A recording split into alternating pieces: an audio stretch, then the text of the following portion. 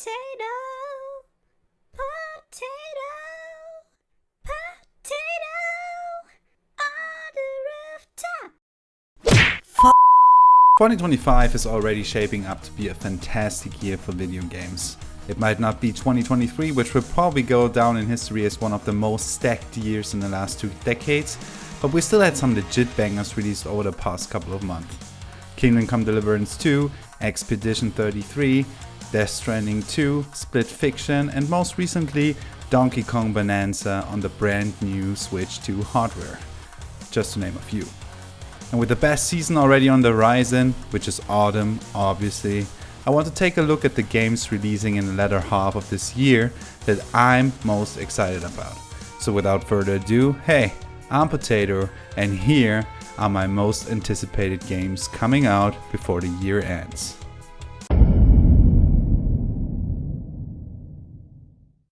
Little Nightmares 1 and 2 are very dear to my heart. They are fun, kind of limbo-like puzzle platformers with a unique horror twist, and I absolutely adore them.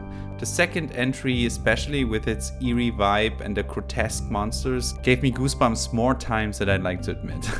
The puzzles are light and so is the platforming, and while there are definitely some try and error sections, overall these games are just super fun to play.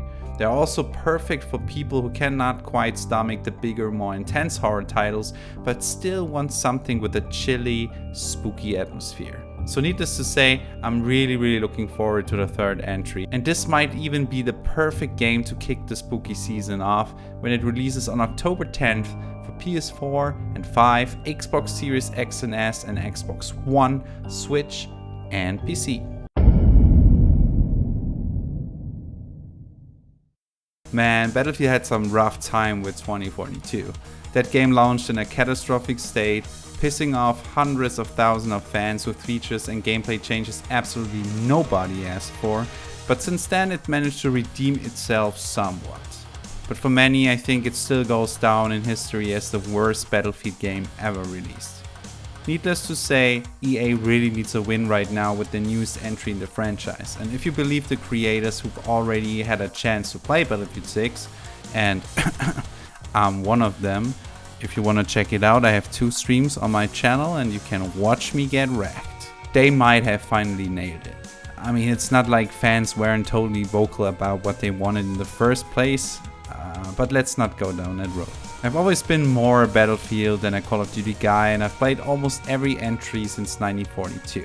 Battlefield 4 was the launch title for me back in the day with the PS4, and I have so many memories of putting in hundreds of hours, fighting my way through enemy lines, watching the awesome Levolution system tear apart my favorite maps, and unlocking the coolest weapons for my go-to class, which is the medic by the way.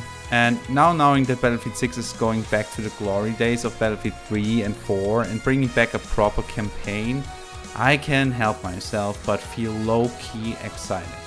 Fingers crossed that Battlefield 6 finally delivers what the fans have been waiting for when it drops on October 10th for PS5, Xbox Series X and S and PC.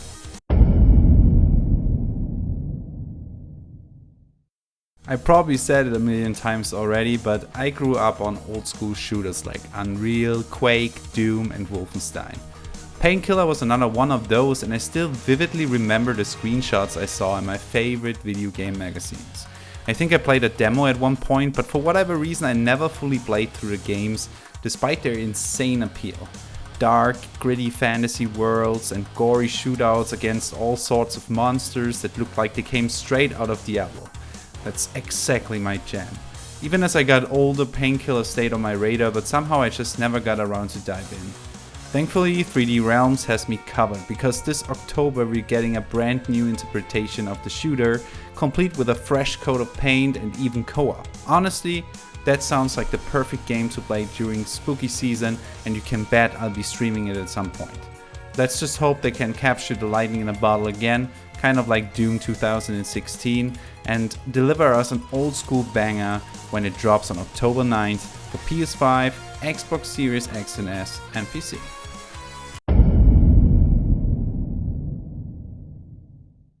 Ghost of Tsushima is an absolute banger of a game, and you totally should play it. I completed it 100% on my PS5 and I love the world and art so much. The open world with its stunning colors, memorable set pieces and engaging activities felt unique, and it really reminded me of classic Japanese samurai movies. The combat system wasn't overly complicated, but it just worked, and it had some rock, paper, scissors style strategy to it. That is, if you got seen at all, because Ghost of Tsushima could also be played as a total stealth game, complete with a whole skill tree and gadget to support it. One of its coolest features though was the wind showing you the way to your next location as you rode on your horse through endless fields of colorful flowers. Honestly, it's still a sight to behold even now, and if you haven't played it yet, definitely check it out, especially now that it's also on PC. I was a little bummed to hear that the follow-up Ghost of Yotei wouldn't star the main character from the first game, but after watching some gameplay, seeing the new mechanics in action and getting a glimpse of the updated environment and visuals, I'm totally sold either way. If you know me, you know how much I love Japan, and this game honestly takes my breath away. I can't wait to follow this new revenge story and get completely lost in the world when Ghost of Yotei launches on October 2nd exclusively for the PS5. But it will probably release later on PC as well. Dead Space was probably one of my favorite horror games of all time when it launched back in 2008. The feeling of isolation, the gore, the monsters, they were all top notch, and being trapped on this derelict mining ship added the perfect sci-fi backdrop. Now, Bloober Team is about to release Chronos: A New Dawn, a game that reminds me a lot of Dead Space actually. It's a sci-fi horror game set in an alternate version of 1980s Poland. And the kicker? You play as the Traveler, and as the name suggests, you can travel through time. So there's a cool sci-fi twist too. It's a third-person shooter with a heavy dose of body horror, and the main mechanic revolves around burning the monsters you kill so they don't merge together. Because if they do, they create even bigger and deadlier foes. It's a clever premise, and it adds strategy and probably a lot of stress to every encounter. I'm really looking forward to trying this out actually, because Bloober Team showed me with the latest Silent Hill remake that they are more than capable of creating top-notch horror experiences. Set all the corpses aflame when Chronos launches on September 5th for PS5, Xbox Series X and S, Switch 2 and PC. The third, technically fifth entry in a long-running franchise, Metal Gear Solid 3 is still arguably the biggest darling among fans around the globe. Created by the mastermind himself, Hideo Kojima, and sorry not sorry I'm a fanboy, the game originally launched on the PlayStation 2 back in 2004, and I still remember seeing the first trailer in one of those video game magazines I used to buy, and having this in them that you can watch trailers on. And I was totally blown away by the stealth mechanics, like for example having to wear different uniforms to blend into your environment more, or the survival aspects such as hunting and eating snakes, as the subtitle Snake Eater might suggest. And all of this set against this beautiful backdrop of a lush jungle was just mind-blowing to me. Since I didn't own a PS2 back in the day, it actually took me 20 years to finally play through this gem, thanks to the Master Collection on the PS5. And hell, I'm old. But now that I have played through it, I totally see why this game is so highly regarded by fans. And Konami was silently working on a full remake, which drops at the end of this month. Actually, it drops today if you bought the digital deluxe edition, at the time of recording this, obviously. And like many fans, I'm a bit torn about the fact they're doing this without Kojima involved, which is quite frankly not good, but I still can't help to be excited to see how this classic will look and feel with a fresh coat of paint and updated controls. And if this remake opens the door for new players to finally experience this awesome game, then I'm honestly fine with it. It's pretty awesome. So please Konami, just give credit to the person that actually made this masterpiece. And for all you guys, check out Metal Gear Solid Delta Snake Eater when it launches on August 28th for PS5, Xbox Series X and S, and PC.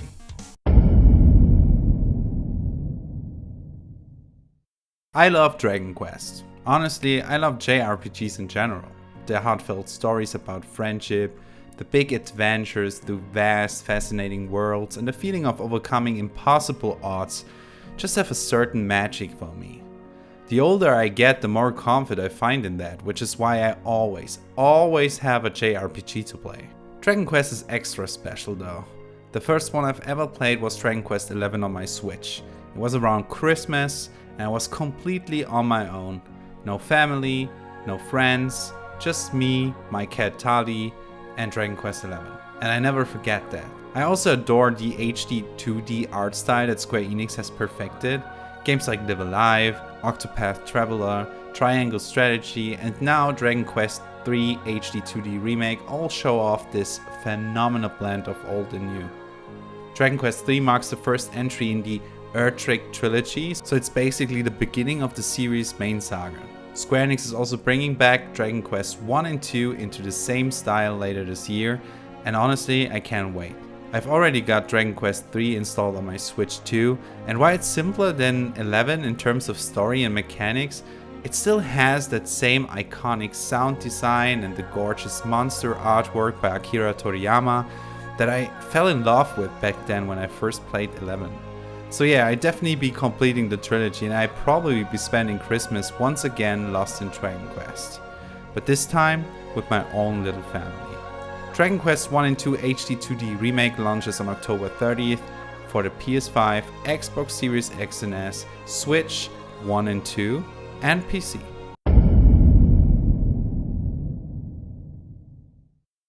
Metroid Prime 4 is still in development and with no official release date yet, but Nintendo has confirmed that it will finally arrive this year. Metroid Prime on the GameCube was incredible, and I still remember how hyped I was as a kid to play it. I've been a Metroid fan ever since I got my hands on Metroid Fusion on the Game Boy Advance. The latest entry in the Prime series looks gorgeous on the Nintendo Switch too, and I cannot wait to get my hands on it. Even if it ends up getting delayed, I still have the whole trilogy to play through, which unfortunately I never finished. If you never played a Prime game before and you own a Switch, I totally recommend the remaster of the first one. It runs like butter and it's such a joy to play with clever puzzles, phenomenal exploration of a mysterious planet and tight, satisfying action. Metroid will always be something special and I really hope we continue to see more entries, not just in 3D, but 2D as well. And while we don't have a release date yet, it's probably worth mentioning that this game will release on the first Switch as well. Silent Hill had some rough years. After the absolute godlike trilogy that started with Silent Hill 1 back in '99, the series hit some serious rocky patch with some entries that left fans, let's just say, less than thrilled. Hardcore fans could probably rant for hours about what Konami did to their beloved franchise. But there's light at the end of the tunnel. Konami announced a bunch of new games during the Silent Hill transmission livestream back in October 2022, and fast forward 3 years, we already played through Bluebird Team's remake of the all-time classic that is Silent Hill 2. It was absolutely fantastic and really put the series back on the map for both old and new fans alike. And now with a remake of the very first Silent Hill on the horizon and Silent Hill F dropping later this September, it's fair to say fans are eating good, right? Silent Hill F is set in a fictional Japanese town in the 1960s and follows a female high school student through a brand new interpretation of the Foggy Nightmare.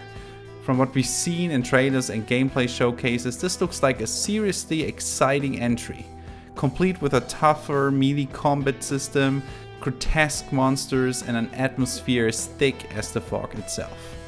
I've always loved Japanese culture and especially those small town settings, so I can't wait to dive into this nightmare. Keep an eye out because I'll definitely be streaming it during my favorite time of the year once it launches on September 24th for PS5, Xbox Series X and S, and PC.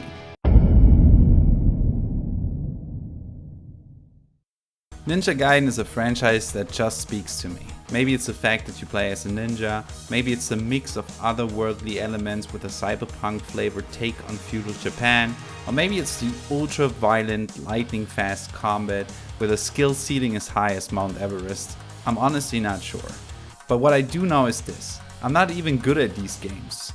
I've never actually beaten one, but every time a new Ninja Gaiden shows up, I'm immediately interested. I bought the Master Collection on PS4, played a bit in the first game, and now I'm working through Ninja Gaiden 2 Black with its big visual uplift.